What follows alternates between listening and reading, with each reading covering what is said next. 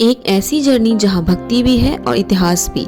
उड़ीसा की यादों से भरा एक सफर, चलिए मेरे साथ शुरू करते हैं। अगर आप प्लानिंग कर रहे हैं पुरी आने के लिए तो ये वीडियो आपके लिए ही है।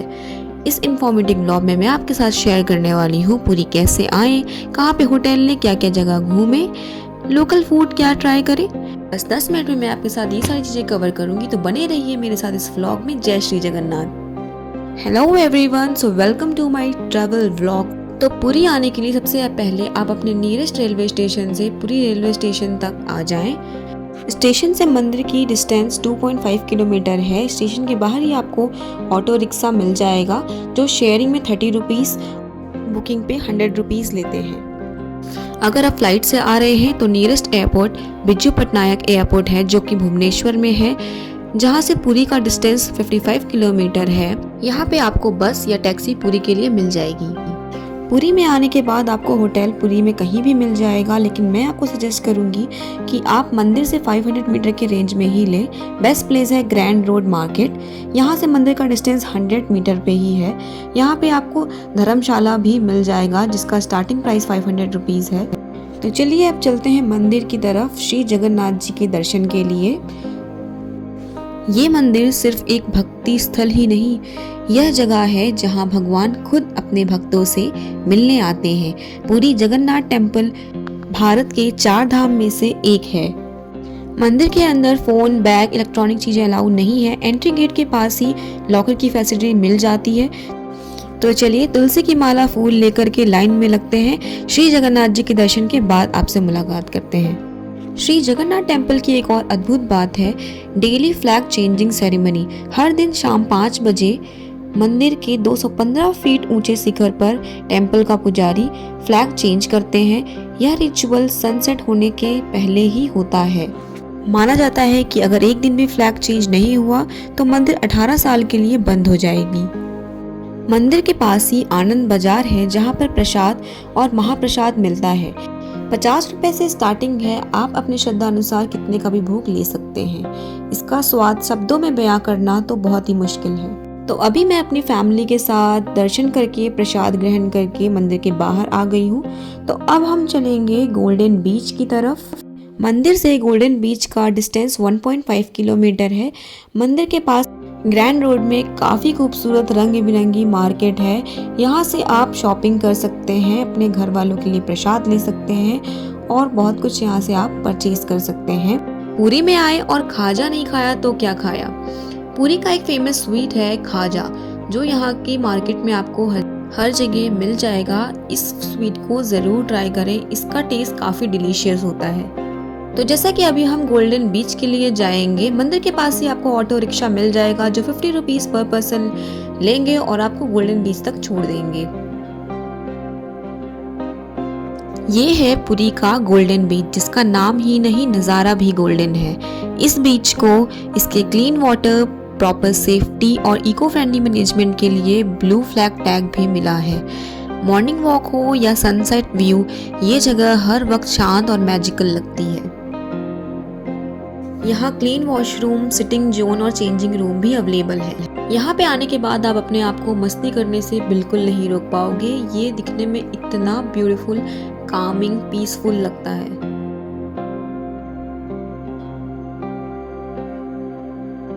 इस बीच में एक आरती होती है जो समुद्र देव को समर्पित होती है। आरती के समय दीपक, शंख और मंत्र का उच्चारण होता है। आरती का टाइम हर सीजन में थोड़ा अलग होता है, लेकिन यूजुअली 6 PM to 7 PM के बीच में ही होता है।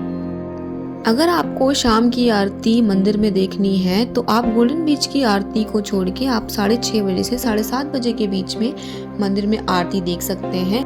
मंदिर के सामने ही 100 मीटर पे जो ग्रैंड रोड है, आपको वहाँ पे काफ़ी सारे होटल, रेस्टोरेंट खाने के लिए मिल जाएंगे। यहाँ पे आपको बिना लहसुन और प्याज के भी खाना मिल जाएगा। अब हम नेक्स्ट डे मॉर्निंग में निकल जाएंगे भुवनेश्वर के 5 से 6 प्लेसेस को कवर करने के लिए, जो कि मंदिर से 55 किलोमीटर की डिस्टेंस पे है।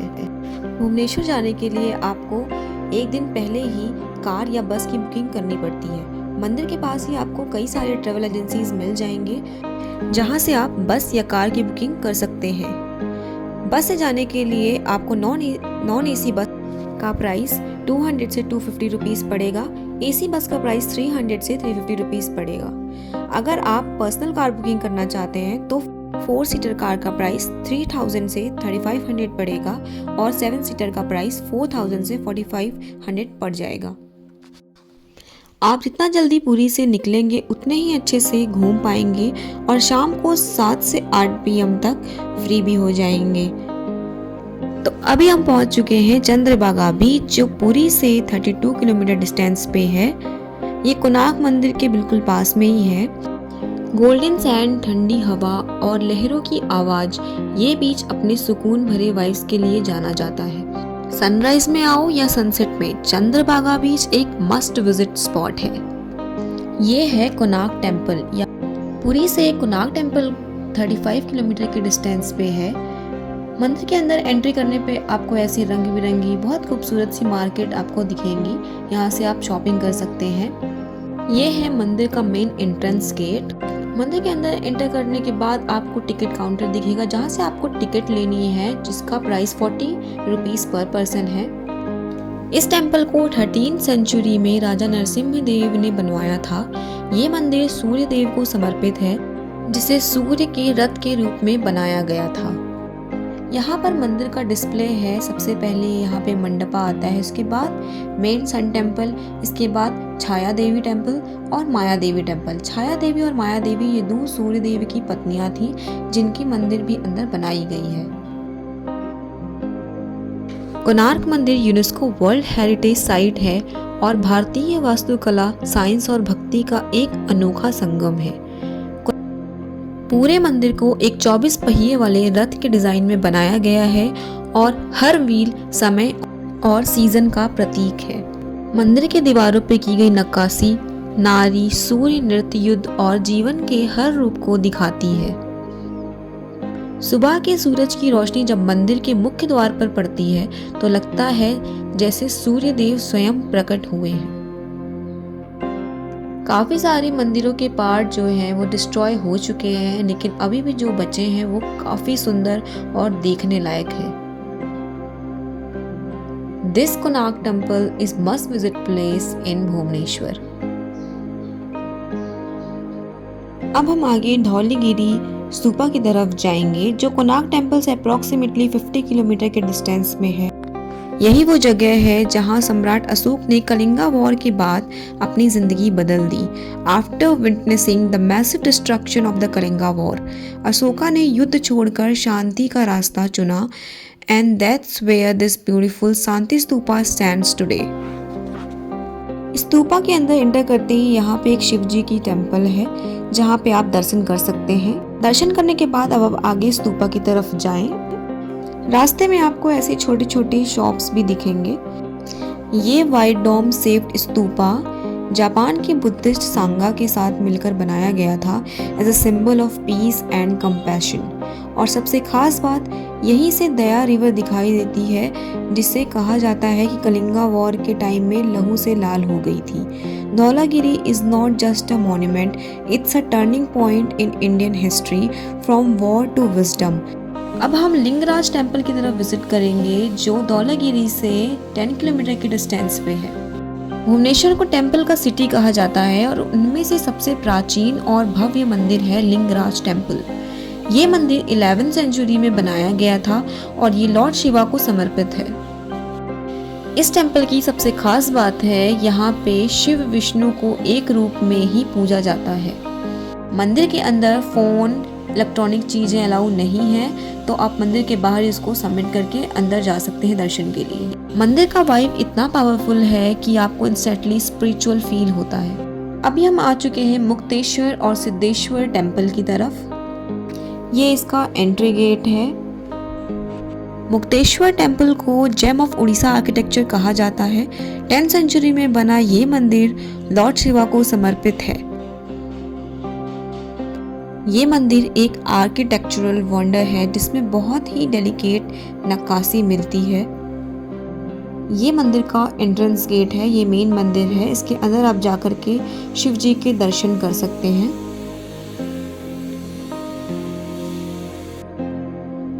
मुक्तेश्वर मंदिर के पास सिद्धेश्वर टेम्पल भी स्थित है, वहाँ भी जाकर के आप दर्शन कर सकते हैं। मंदिर के पीछे एक ये बहुत ही प्यारा सा कुंड है। अभी हम खंडगिरी केव की तरफ जाएंगे, जो मुक्तेश्वर टेम्पल से अप्रॉक्सीमेटली 7 to 8 किलोमीटर पे प्लेस्ड है। ये गुफाएं 2nd सेंचुरी BC में बनाई गई थी, राजा कारवेला के समय में। ये केव जैन और मोंग की तपस्या के लिए बनाया गया था। खंडगिरी और उसके पास उदयगिरी केव मिलकर एक स्पिरिचुअल और हिस्टोरिकल कॉम्प्लेक्स बनाते हैं।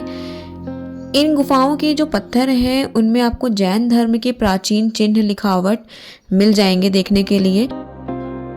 अब हम नंदनकानन जियोलॉजिकल पार्क में जाएंगे, जो अप्रॉक्सीमेटली 19 किलोमीटर दूर है मुक्तेश्वर टेम्पल से। इस जू को 1950 में बनाया गया था। ये सिर्फ एक जानवरों का घर नहीं है, बल्कि एक रेस्क्यू और कंजर्वेशन सेंटर भी है। यहाँ आपको मिलेंगे rare white tiger, Asiatic lions, घड़ियाल और 150 से ज़्यादा कैटेगरी के एनिमल्स आपको यहाँ पे देखने के लिए मिल जाएंगे। जू के अंदर एक बोटैनिकल गार्डन और एक कांजिया लेक है, जहाँ पे आप बोटिंग का मजा ले सकते हैं। सबसे खास बात है, इंडिया का पहला जू है जहाँ एनिमल को नेचुरल हैबिटेट जैसा ओपन स्पेस दिया गया है। इस व्लॉग में जितना दिखाया उससे कई ज़्यादा उड़ीसा महसूस करने की जगह है। एक ट्रिप, एक यात्रा, एक कहानी। आपको ये ट्रैवल व्लॉग कैसा लगा कमेंट ज़रूर करना, और अगर हेल्पफुल लगा हो तो लाइक, शेयर और सब्सक्राइब करना मत भूलना।